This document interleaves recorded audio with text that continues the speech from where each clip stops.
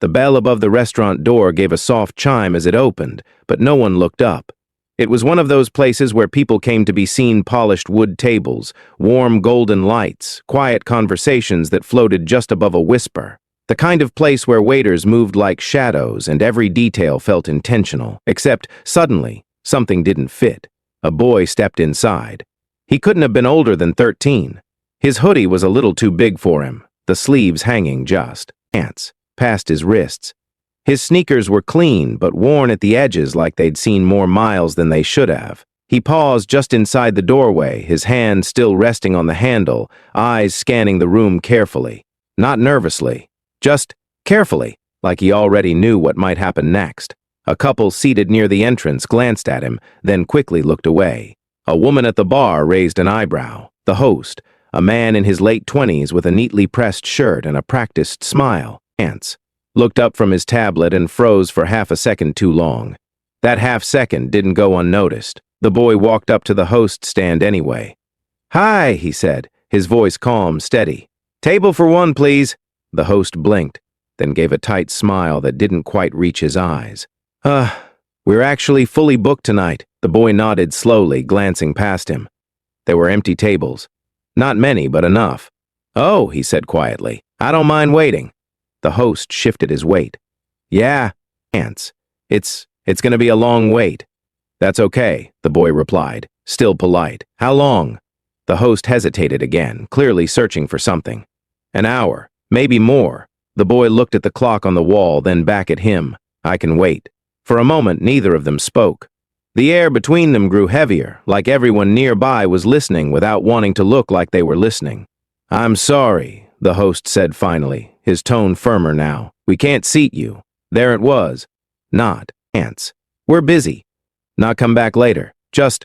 "No." The boy's fingers tightened slightly around the edge of the counter, but his face didn't change much. If anything, he just looked tired. "Can I ask why?" he said. The host sighed, already looking past him. "Look, kid, this place has a dress code." The boy glanced down at himself, then back up. "I'm wearing shoes, a hoodie, jeans. I've seen people inside dressed like this." "Not really," the host replied quickly. That wasn't true, and both of them, knew it. A man in a baseball cap and sneakers laughed loudly from a nearby table, completely unaware or maybe choosing not to care. The boy swallowed, then nodded once. "Okay," he said. "Thank you." He turned, walking back toward the door without raising his voice, without making a scene.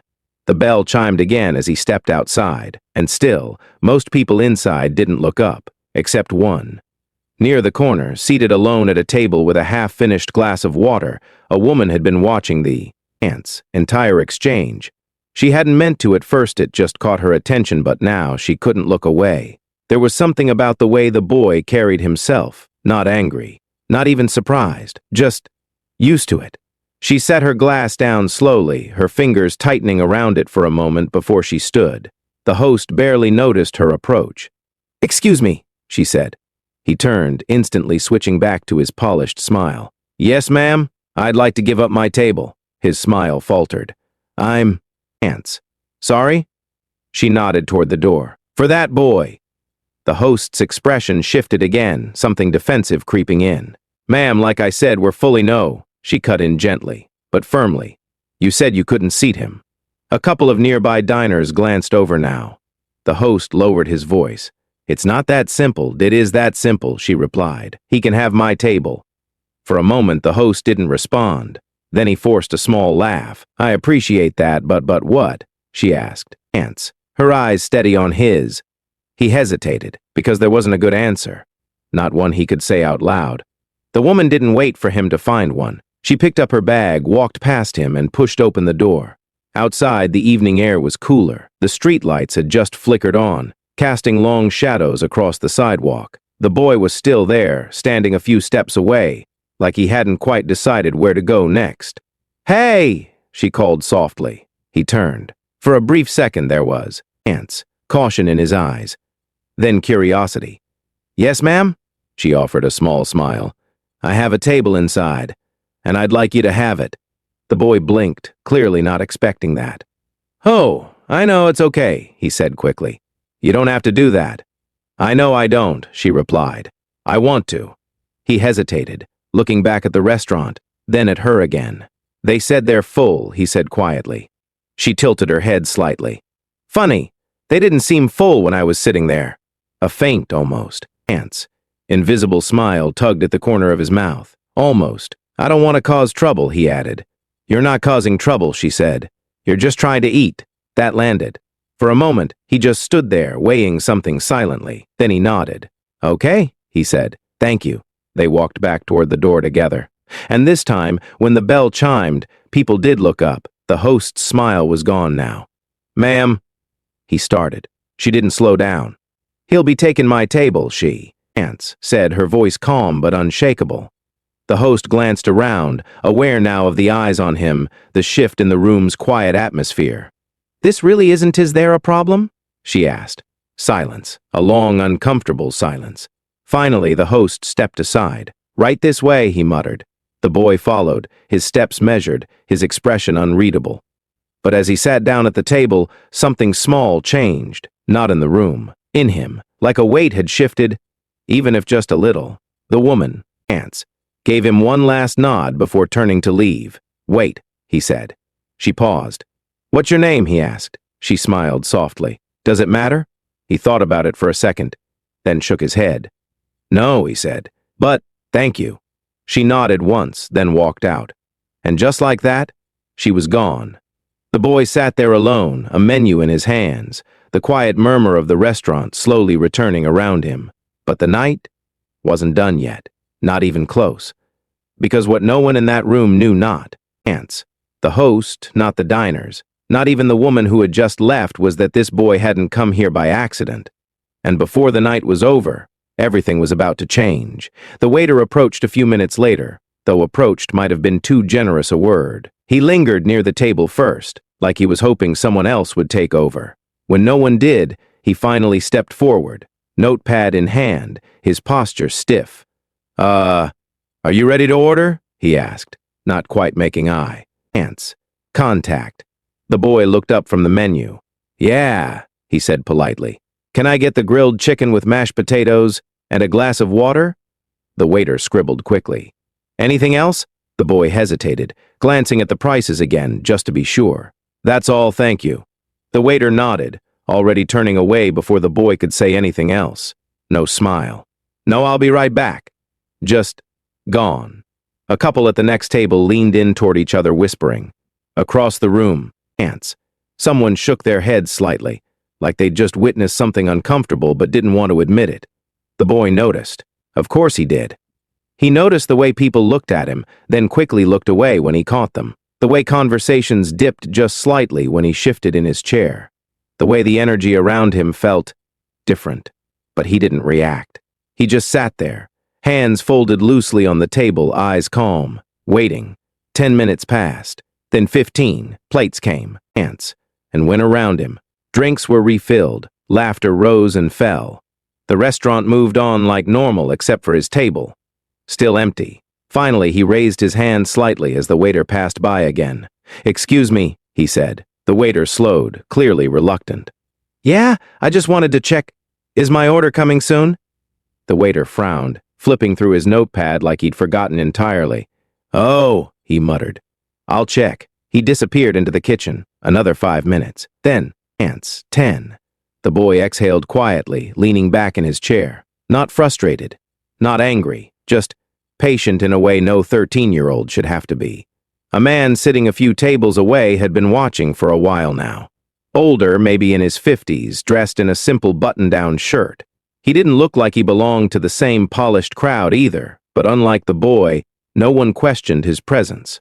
He caught the waiter as he passed. Hey, the man said, nodding toward the boy's table. That kid's? Been waiting a long time. The waiter gave a quick shrug. Kitchen's backed up. The man glanced toward the kitchen door where plates were coming out steadily. Doesn't look backed up to me. The waiter didn't respond. He just walked away. The man sat back, his jaw tightening slightly. Across the room, the host pretended not to notice. And still, the boy waited. Eventually, the food did arrive, but not the way it should have. The plate was placed down quickly, almost carelessly, the mashed potatoes slightly smeared along the edge. The chicken looked fine, but something about the presentation felt rushed, like it hadn't mattered how it looked. "Here," the waiter said shortly.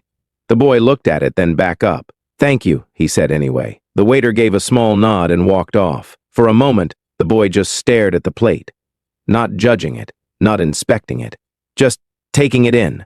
Then he picked up his fork and took a bite, and that's when it happened. A subtle reaction, so small, ants, that most people wouldn't have noticed. But the man watching from across the room did. The boy paused, just for a second. His expression didn't change much, but his hands stopped moving. Then, slowly, he set the fork down. He reached for the glass of water, took a sip, and placed it back carefully. Something wasn't right. He looked around briefly, like he was deciding what to do next. Then he raised his hand again. The waiter didn't come, not right away. Another minute passed. Then 2. Finally, ants. The older man stood up. He walked over, stopping beside the table. "Hey," he said gently. "Everything okay?" The boy looked up at him, a little surprised. "Yeah," he replied quietly. The man glanced at the plate. "You sure?" The boy hesitated. Then he leaned in slightly, lowering his voice. "It tastes weird," he admitted. The man's expression hardened just a fraction. "Weird how?" The boy shook his head. "I don't know, just off." The man straightened, looking toward the waiter, then the host. Ants. Neither of them moved. Neither of them seemed interested. That was enough. "Don't eat that," the man said firmly. The boy blinked. "What? Just don't," he repeated. Now a few more people were paying attention, not openly, but enough. The man turned toward the host stand and raised his voice just enough to carry. "Hey, can someone come here, please?" The room shifted. The host looked up, clearly annoyed now. "Yes, sir?" he called back. "I think there's a problem with this food." The host forced. Ants. A smile again, walking over. "I'm sure it's fine, but I'll then you taste it." The man cut in. That stopped him. "I'm sorry?" "You heard me," the man said, his tone calm but unyielding. "If it's fine, taste it." The host glanced at the plate, then at the boy. Something flickered across his face. Doubt, just for a second. "That's not really our policy," he replied. "Funny," the man said, "because serving bad food shouldn't be your policy either." A few quiet murmurs spread through the room. Ants. Now, the kind that build slowly. The host's smile faded. "I'll have the kitchen remake it," he said quickly, reaching for the plate. But the man stepped slightly in front of him. "No," he said. "Not yet." The boy sat frozen, unsure of what was happening anymore. The man looked down at him, his voice softening again. "Did you eat much of it?" The boy shook his head. "Just one bite." "Duck good." Then the man turned back to the host. "Because I think we both know something's not right here." The host's ants' jaw tightened. "Sir, you're making a scene. No," the man replied evenly. "I'm stopping one." Silence. Thick, heavy silence.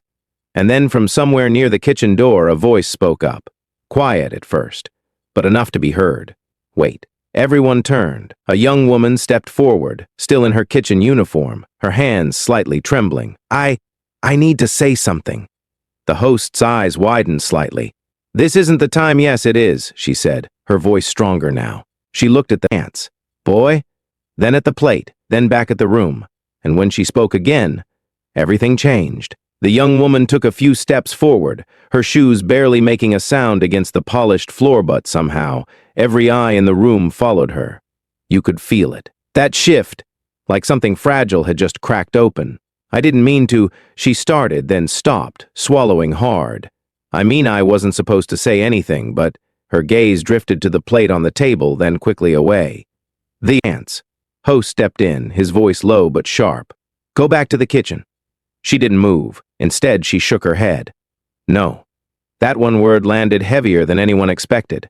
The older man folded his arms, watching closely now. The boy sat completely still, his eyes fixed on her, like he already knew whatever she was about to say mattered.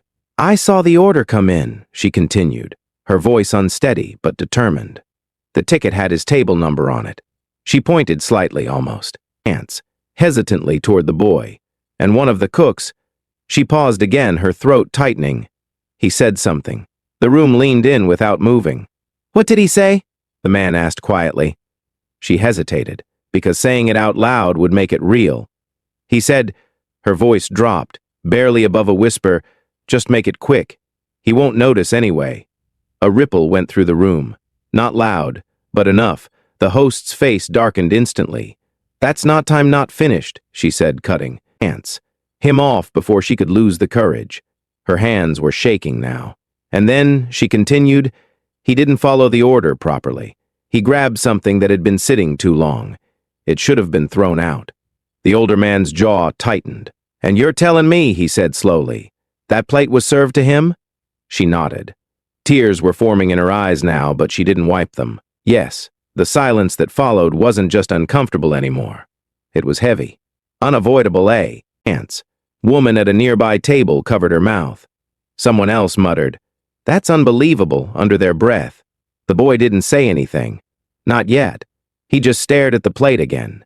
Like it had suddenly become something else entirely. The host let out a short, tense laugh. "This is ridiculous.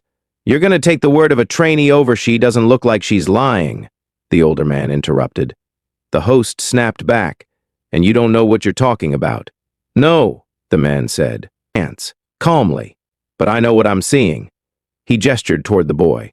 "A kid who walked in here, asked for a meal, and got treated like he didn't belong." The words hung there, sharp, clear. The host looked around, realizing too late that the room was no longer on his side. Eyes weren't just watching anymore. They were judging.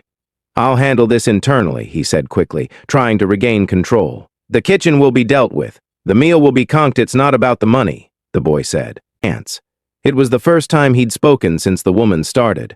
And somehow, that made it louder than anything else. Everyone turned to him. His voice wasn't angry. It wasn't raised. But it carried. "I had enough to pay," he continued, looking directly at the host now. "That's why I came here." The host opened his mouth, but nothing came out. "I just wanted to eat," the boy added. Simple, honest, and devastating. For a moment, no one moved. Then the older man pulled out his phone. Maybe someone else. "Should handle this," he said, already dialing. The host's composure cracked. "You don't need to do that." "I think I do, Dot. You're blowing this out of proportion." The man held the phone to his ear. "Am I?" Before the host could respond, the boy reached into his hoodie pocket. "Wait," he said. The man paused, glancing at him. The boy pulled out a small object and placed it gently on the table. At first glance, it looked like a phone, but it wasn't just any phone. It was already recording. A small, red light blinked steadily in the corner of the screen. The room went still again. "I turned it on before I walked in," the boy said quietly. The host's face went pale. "I didn't know if anything would happen," the boy continued. "But my mom always tells me, if something feels wrong, pay attention." He looked around the room now, at the people who had watched, at the ones who had looked away, at the ones who were only now starting to understand. "So I did," he finished. The older man slowly, lowered his phone, a faint, almost impressed look crossing his face. The young woman from the kitchen let out a shaky breath like a weight had just lifted. And the host had nothing left to say, because whatever he might have tried to deny was already captured. Every word, every moment, every decision. But the biggest shock of the night still hadn't happened yet. For a long moment, no one spoke. The quiet in the room wasn't the soft, polished silence from earlier. It was something heavier now, the kind that presses against your chest. The boy gently turned the phone around so the screen faced the table. The recording was still going. You could see the timestamp steadily climbing. "I wasn't trying to get anyone in trouble," he said. "I just wanted to be sure." The older man gave a slow nod, understanding exactly what that meant. The host, on the other hand, looked like the ground had shifted under his feet. "You can't just record people like that," he said quickly, though his voice lacked the confidence it had earlier. The boy didn't argue. He didn't need to, because before anyone else could respond, the restaurant door opened again. But this time, the bell didn't just chime softly. It echoed. A man stepped inside, followed by another. Both dressed sharply, but not in the polished, performative way of the restaurant's usual crowd. There was something different about them, something purposeful. The host straightened immediately. "Good evening, gentlemen." "We're here for a scheduled visit," one of them said, his tone calm but direct. The host blinked. I wasn't informed you are now." A ripple of unease spread through the room. The older man raised an eyebrow slightly, glancing at the boy. The boy didn't look surprised. Not really. The second man stepped forward, pulling out a small badge. "We're from the Regional Hospitality Review Board," he said. "We conduct anonymous evaluations." The words hit like a quiet explosion. The host's face, ants, drained of color. "Tonight," the man continued, "this establishment was selected for an unannounced service and compliance review. No one moved. No one even breathed too loudly. And based on what we've already observed," he added, his eyes moving slowly from the host to the table to the untouched plate, "we'll need to look a lot closer." The host tried to recover. "Of course, we maintain very high standards, good," the first man replied. "Then this should be straightforward." He turned, ants, toward the boy. "Would you mind telling us what happened?" Every eye in the room shifted again, but this time, it wasn't curiosity. It was anticipation. The boy glanced down at his phone, then back up. He took a small breath, and then he told them. Not dramatically, not emotionally, just honestly. He explained how he had walked in, what the host had said, the wait, the food, every detail, clear, simple, undeniable. And when he was done, the room stayed silent, because there was nothing to ants. Question. The second man nodded slowly, then looked at the older gentleman who had stepped in earlier. "Did you witness this as well?" "I did," he replied. "Most of it." "And the food?" The man glanced at the plate. He took one bite, said it was off. I told him to stop. The inspector turned to the young woman from the kitchen. "And you?" Her hands were still trembling, but her voice wasn't. "I saw how it was prepared," she said. "It shouldn't have been served. That was enough. The first. Ants." Inspector looked back at the host. "Would you like to add anything?" The host opened his mouth, closed it, then tried again. I wasn't aware of that's part of the problem," the inspector said, cutting him off not harshly, but firmly. A few people in the room shifted uncomfortably. The kind of discomfort that comes when something is no longer hidden. The inspector took a step back, surveying the entire space. "The purpose of these evaluations," he said, his voice carrying just enough ants, "to reach everyone isn't just about food quality, it's about how people are treated." His gaze settled briefly on the boy. Every guest. The weight of that word lingered. Every. The host looked like he wanted to disappear. "Effective immediately," the second inspector added. "This establishment will be placed under review. There will be a full investigation into staff conduct, food safety, and service practices." A quiet gasp came from somewhere near the back. The first inspector nodded. "Ants. Depending on the findings, further action will be taken." And just like that, everything the restaurant had carefully built, the image, the reputation, the illusion of perfection began to crack. Not loudly, but undeniably. The inspectors stepped aside, continuing to speak quietly with each other, already making notes. The older man placed a gentle hand on the boy's shoulder. "You did the right thing," he said. The boy looked up at him. For the first time that night, there was something different, ants, in his expression. Not just calm, just patience, something lighter. "Thank you," he replied. Across the room, a few people began to gather their things. Conversations started again, but they weren't the same. They carried something heavier now. Awareness, reflection. The young woman from the kitchen stood a little straighter, like she'd just reclaimed something she didn't realize she'd lost.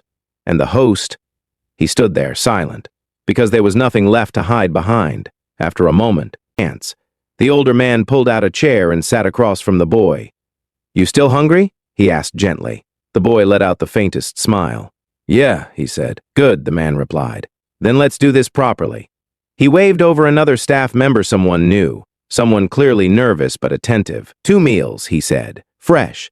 And this time, take your time." The staff member nodded quickly. "Yes, sir." As they walked away, the boy glanced once more at his phone. The recording was still running. He, ants, reached over and tapped the screen, ending it. Not because he needed it anymore, but because the moment had already done what it needed to do. Sometimes, the biggest changes don't come from shouting, they come from being seen, from refusing to quietly accept what's wrong, from a single moment where someone decides this isn't okay, and this time, people listened.